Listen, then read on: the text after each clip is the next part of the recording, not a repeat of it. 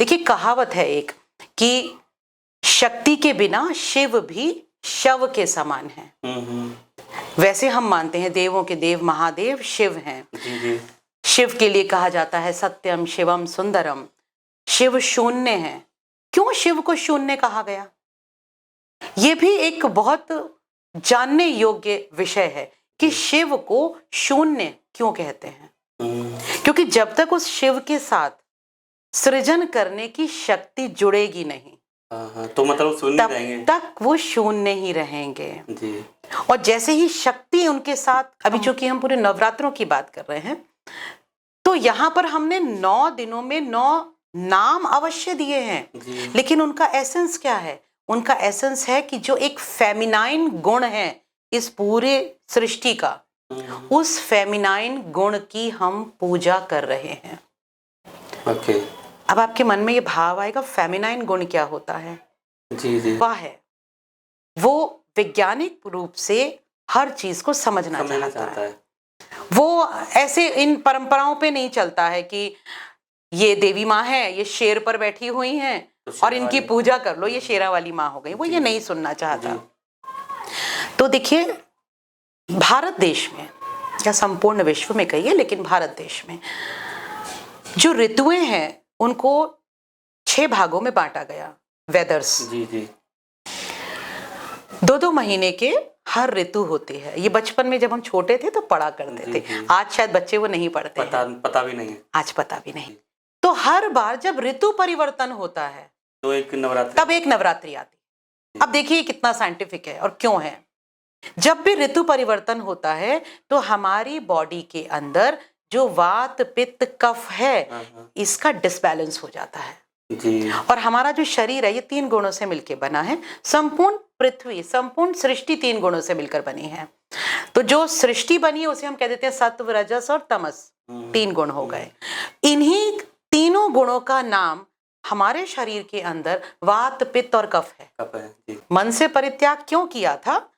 राम जी की परीक्षा लेने के लिए सती ने सीता माँ का रूप धर लिया था। तो जब सती ने सीता माँ का रूप धर लिया तो भगवान शिव ने सोचा कि ये तो मेरी माँ का रूप में आई हैं, इन्होंने मेरी माँ का रूप धारण किया। तो भगवान शिव उनसे नाराज हुए और मनी मन उनका परित्याग कर दिया और वो समाधि में चले गए। 9 देवियों के दिन जैसे आपने बताया कि वो शक्ति तो एक ही है, उसको हमने अलग अलग रूप दे दिए, नाम दे दिए।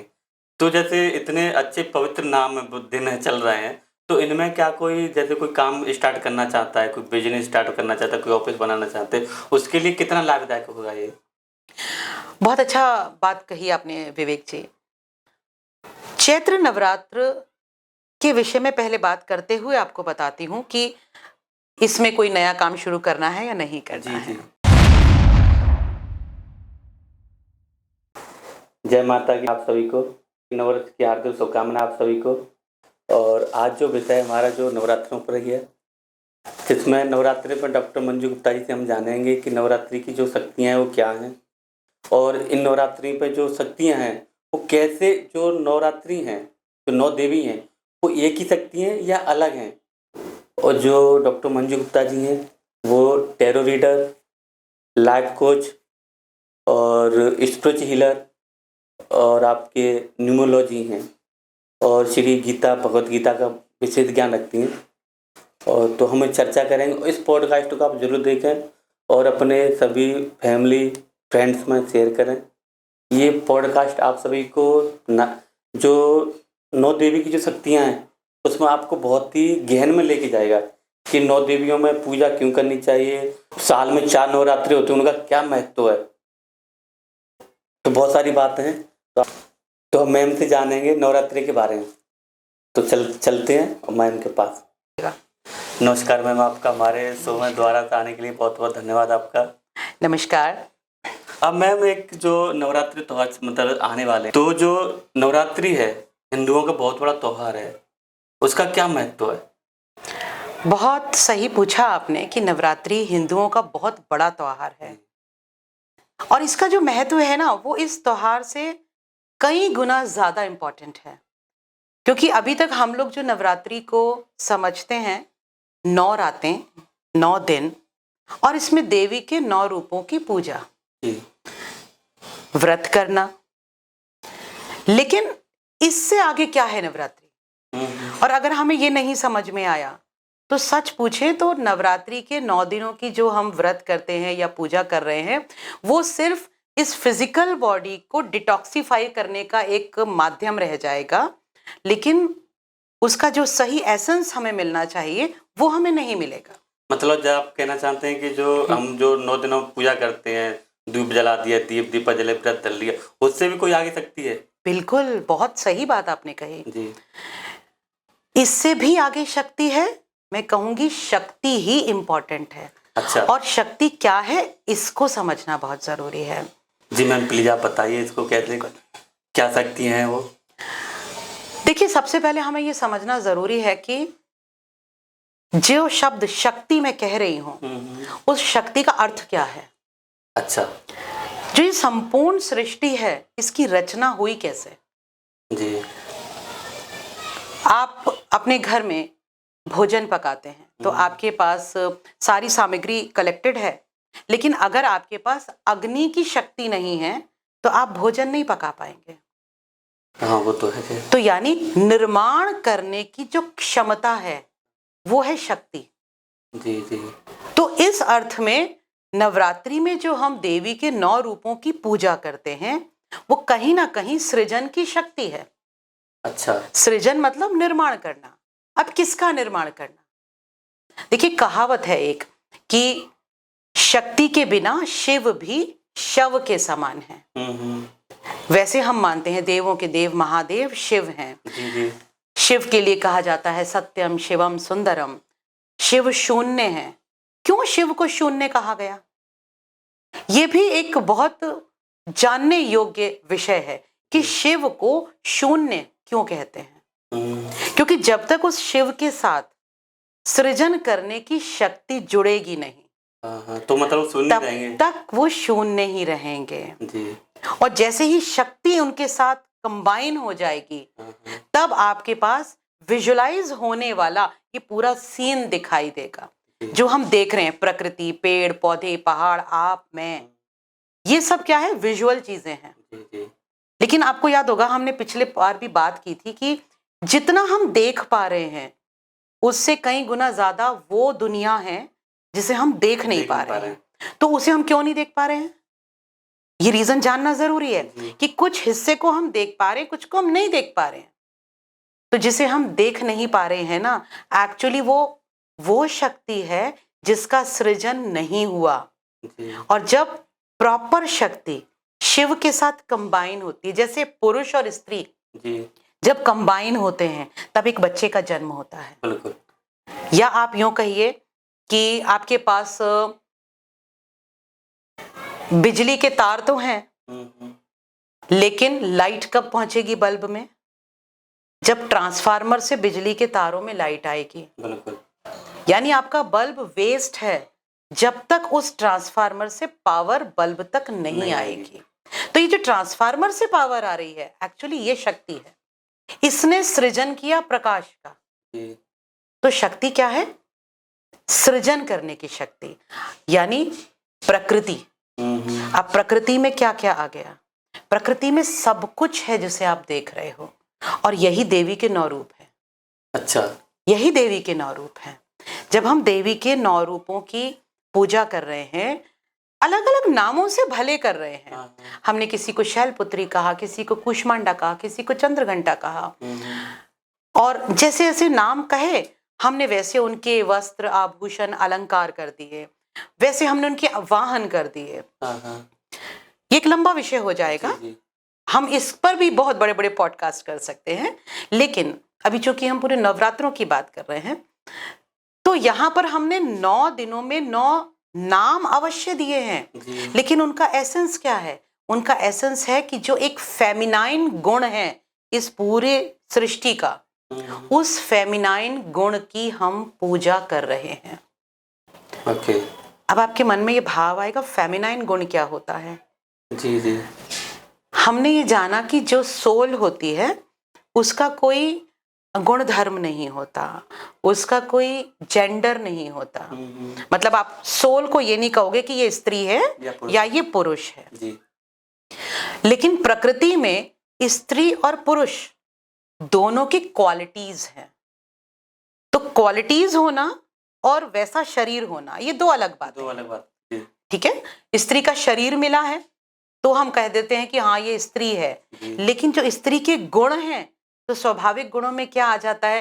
केयर करना, लज्जा, समर्पण, निष्ठा, प्रेम, ये स्त्री के स्वाभाविक गुण स्वभाव हैं। में। सृजन करना, ये स्वाभाविक गुण है।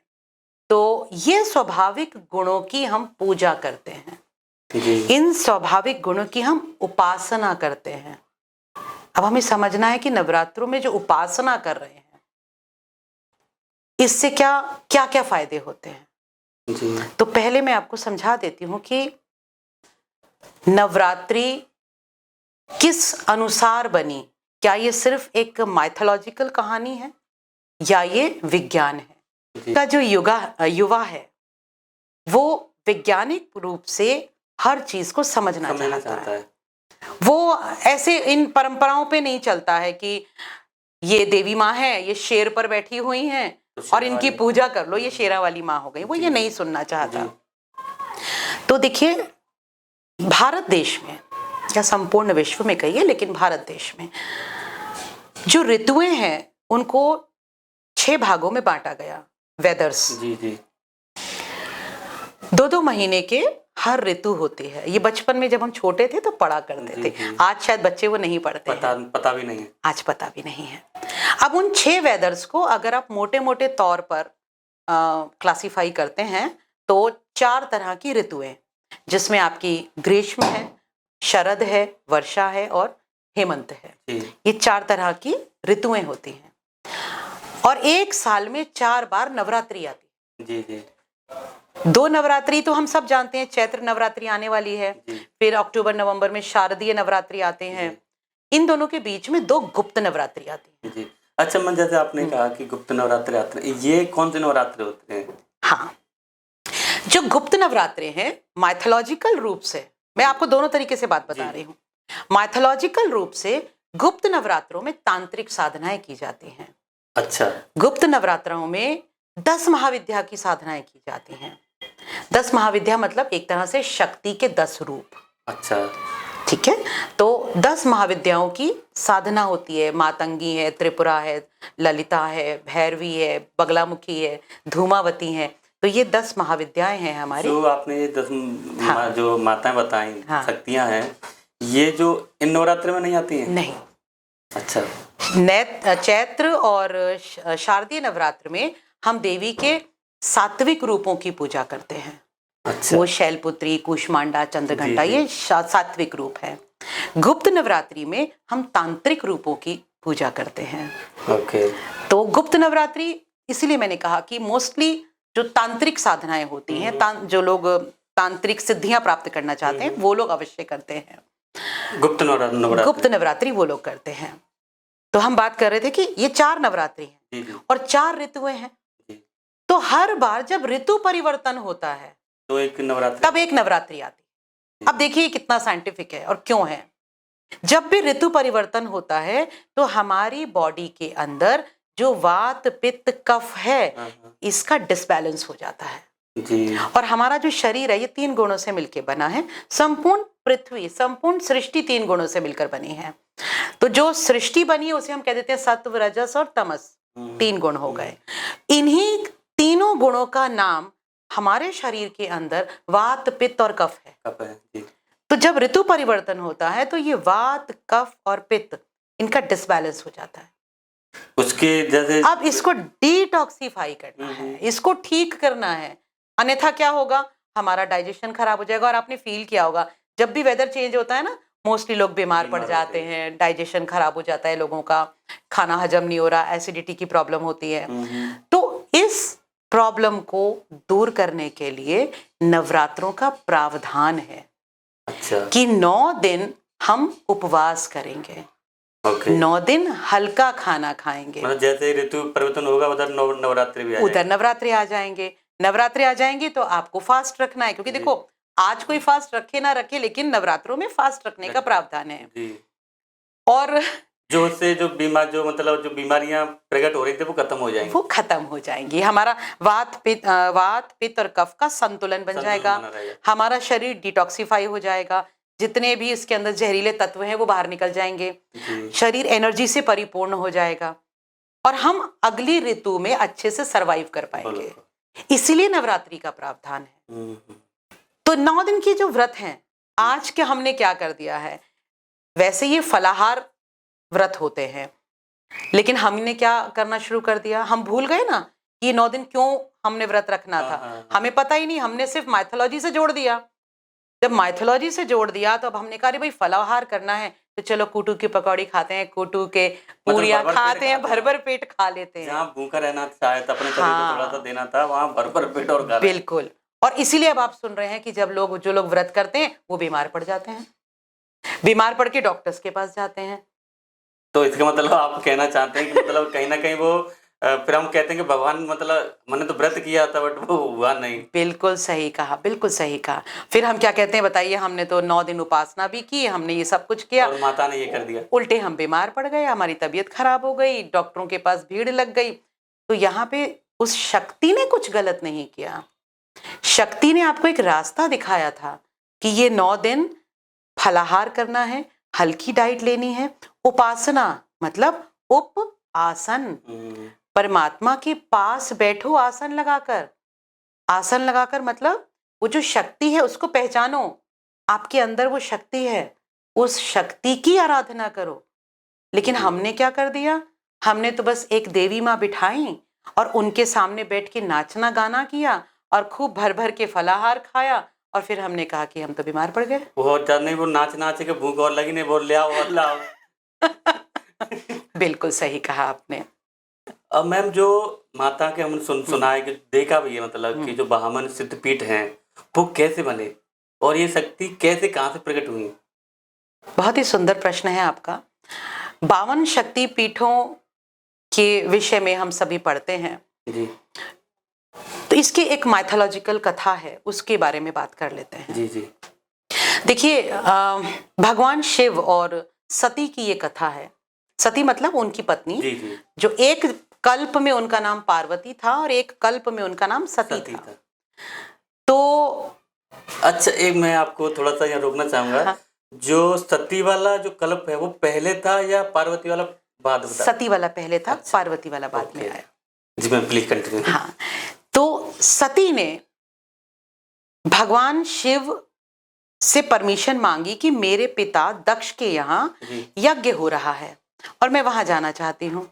भगवान शिव ने कहा कि मायके से अगर बुलावा नहीं आता, निमंत्रण नहीं आता तो नहीं जाना चाहिए, जी और हाँ, आपको वहां निमंत्रण नहीं आया है तो आपको नहीं जाना। और ये बात ना बड़ी गहरी बात है, ये मैं सभी व्यूअर्स को जरूर बताऊंगी कि ये वाली जो बात है ना, ये जब विवाह होता है और फेरे लिए जाते हैं तो वहां पर भी ये बात बताई जाती है कि मायके से जब निमंत्रण नहीं आएगा तो मायके में नहीं जाना। जी। तो ये वो तो जो ये आज फेरों तो की, पर क्या उल्टा हो रहा है कि चाहे आए चाहे ना आए हम 10 दिन पहले पहुंच जाते हैं। तभी तो सभी चीजें उल्टी हो रही हैं। तो ये जो सप्तपदी में बात कही जाती है ये शिव जी की इस कथा से आई है। अच्छा तो शिव जी ने सती को कहा कि मायके से निमंत्रण नहीं आया है तो तुम्हें नहीं जाना चाहिए। लेकिन सती स्वयं बड़ी परेशान थी। इसकी कथा अलग है क्योंकि शिव जी ने मन से उनका परित्याग कर रखा था। अच्छा मन से परित्याग क्यों किया था?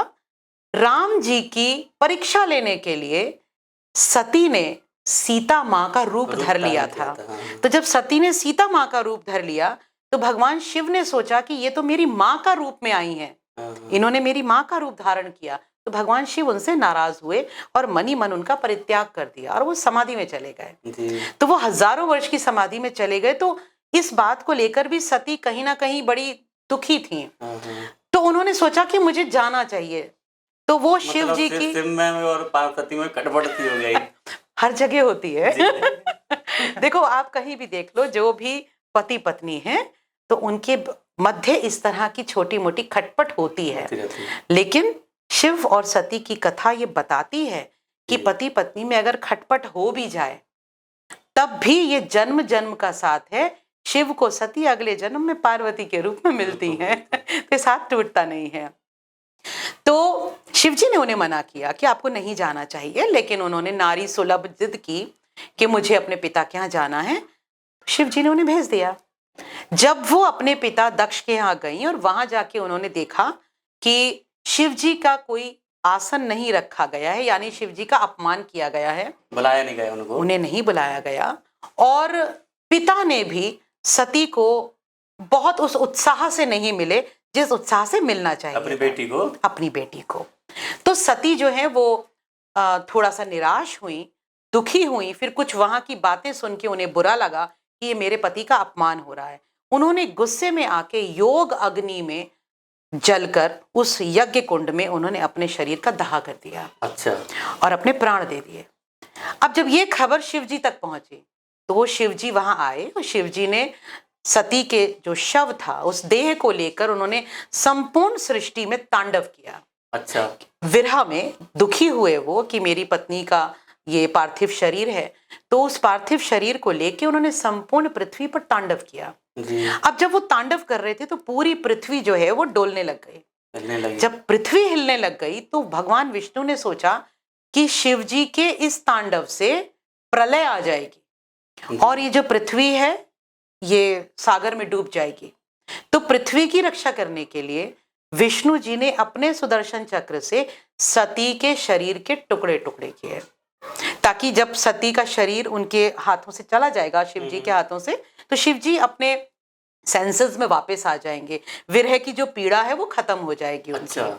तो ऐसा सोचते हुए विष्णु भगवान ने सती के शरीर को सुदर्शन चक्र से छोटे छोटे टुकड़ों में बांट दिया।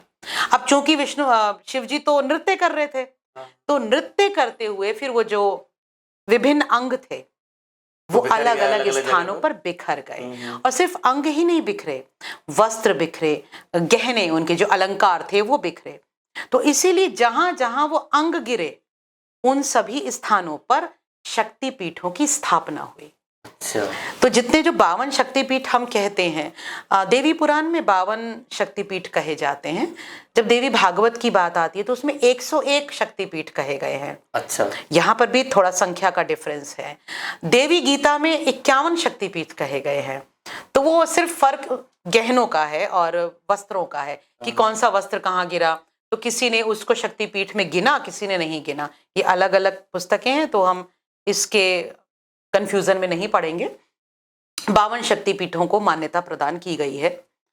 अब उसमें आप ऐसे मान सकते हो जैसे नैना देवी में नैन गिरे थे उनके, ज्वाला जी में सती जी की जिव्या गिरी थी। अच्छा, जैसे आपने ज्वाला देवी का बोला। हाँ। जब वहाँ पर शांतिष्टों लोगों ने क्या कहते हैं वो भी किया है कि मुझे ज्वाला कहाँ से वो हो रही है, प्रकट हो रही, पर उसका आज तक वो पता नहीं चला। देखिए, अगर हम सभी कुछ यही बता दूंगी अभी तो बहुत से लोगों के मिथ जो है वो टूट जाएंगे, बहुत से लोगों के विश्वास टूट जाएंगे।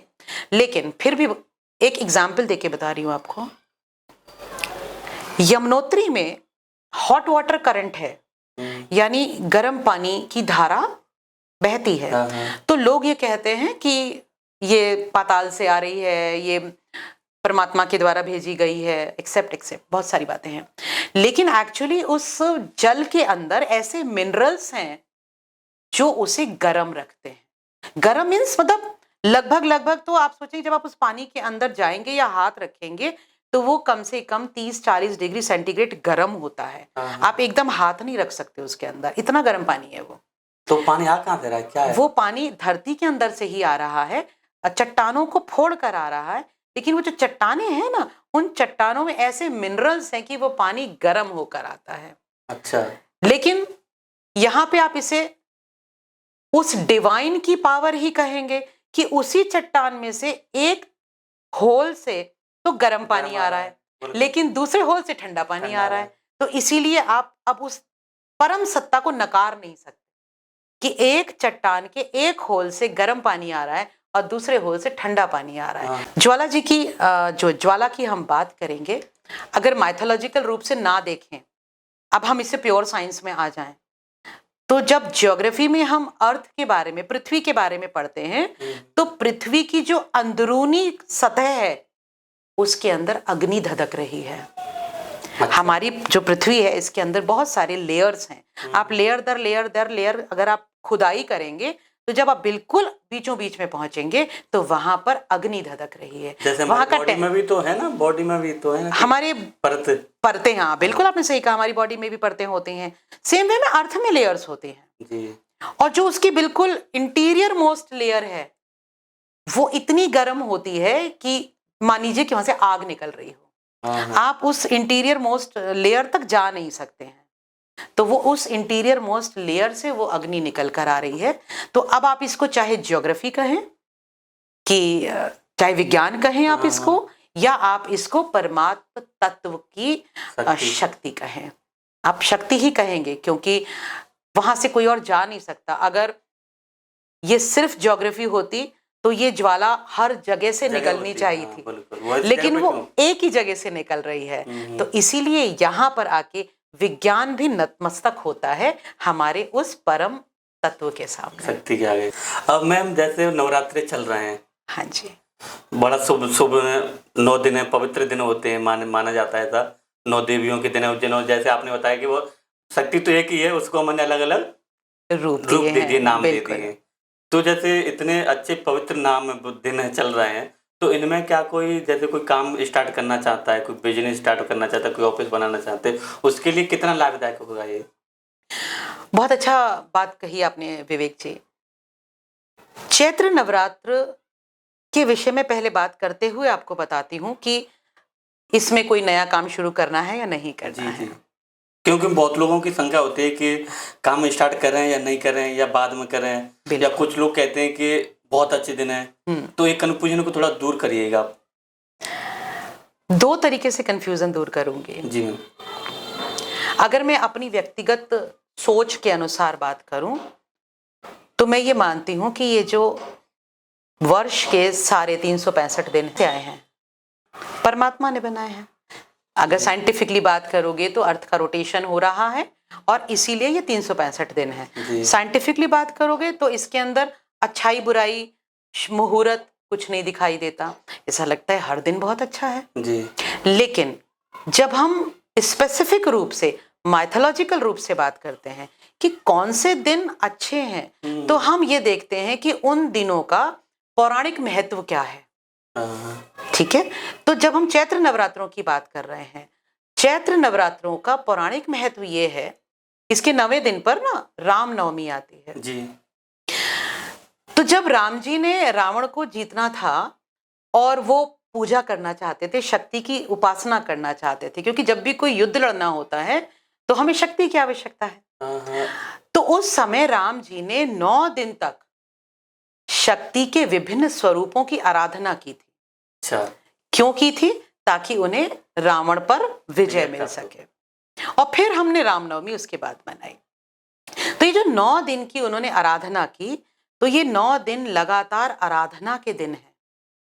यानी आपका जो एक आध्यात्मिक उन्नति का दिन है, आपको अपनी आध्यात्मिक उन्नति करनी है, आध्यात्म तत्व को पहचानना है, उपासना करनी है, और जो आप चाहते हो वो आप पा सकते हैं इन 9 दिनों में। बिल्कुल, इन 9 दिनों में आप जो चाहते हो, आपकी कोई इच्छा है, आपकी कोई मनोकामना है, आप कोई सिद्धि लेना चाहते हो, आप अपनी आध्यात्मिक उन्नति करना चाहते हो, आप साधना के किसी विशेष स्तर पे पहुंचना चाहते हो, तो आप इन 9 दिनों में साधना अच्छे से करो, डेफिनेटली आप विजय प्राप्त करोगे।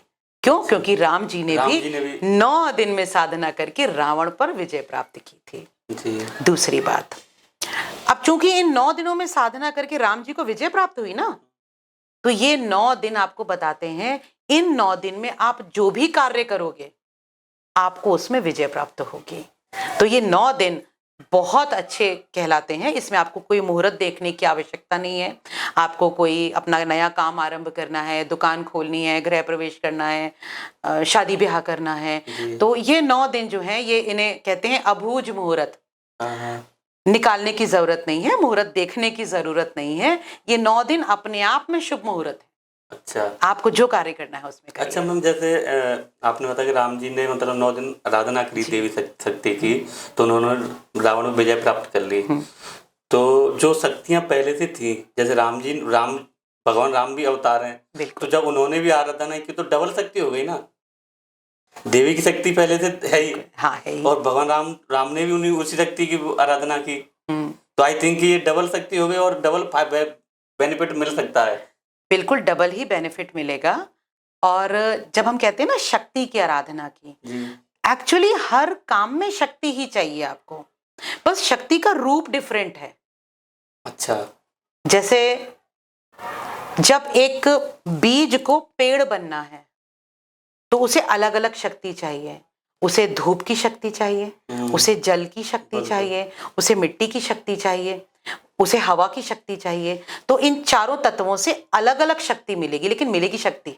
ये शक्ति के विभिन्न रूप हैं जो एक बीज को पौधा बनाते हैं। इसी तरीके से जैसे मैंने अभी पहले एग्जाम्पल दिया, भोजन बनाना है। अच्छा, हमारे शरीर को शक्ति की जरूरत है। शरीर कैसे शक्ति लेता है?